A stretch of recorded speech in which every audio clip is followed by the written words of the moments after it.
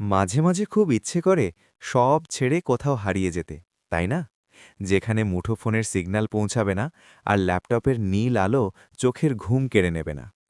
গত বুধবার ঠিক এমনই এক পাগলামি করে বসলাম। কোনো গন্তব্য ঠিক করিনি, শুধু স্টেশনে গিয়ে দাঁড়িয়েছিলাম। মনে মনে ভাবছিলাম যে ট্রেনটা সবার আগে আসবে সেটিতেই চড়ে বসব। জানালার বাইরে দ্রুত সরে যাওয়া অন্ধকার আর ঝিঁ পোকার ডাক শুনতে শুনতে মনে হলো, আমরা আসলে কার পেছনে দৌড়াচ্ছি?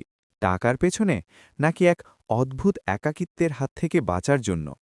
ট্রেনের কামরায় অচেনা মানুষদের বিষণ্ণ মুখের দিকে তাকিয়ে ভাবছিলাম, প্রত্যেকটা মানুষের বুকেই বোধহয় একটা করে না বলা গল্পের পাহাড় জমে আছে। কেউ অকারণেই হাসছে, কেউ বা জানালার বাইরে শূন্য দৃষ্টিতে তাকিয়ে অজানাকে খুঁজছে। ভোরবেলা যখন একটা অচেনা স্টেশনে নামলাম, তখন কুয়াশায় চারপাশ ঢাকা। মেঠো পথ ধরে হাঁটতে হাঁটতে যখন বড় একটা বটগাছের নিচে দাঁড়ালাম, তখন অনুভব করলাম শান্তি আসলে দামি রেস্টুরেন্টের আলোকসজ্জায় নেই, শান্তি আছে ভোরের এই হিমেল হাওয়ায়। পকেটের ফোনটা তখন নিথর হয়ে পড়ে আছে, অথচ আমি দীর্ঘ সময় পর নিজেকে খুব জীবন্ত অনুভব করছিলাম।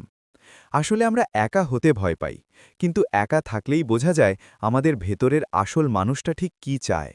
প্রকৃতি আমাদের সাথে কথা বলে, যদি আমরা তা শোনার ধৈর্য রাখি। ফেরার পথে যখন ট্রেনের হুইসেলটা কানে বাজল, তখন বুকের ভেতরটা কেমন যেন হু হু করে উঠল।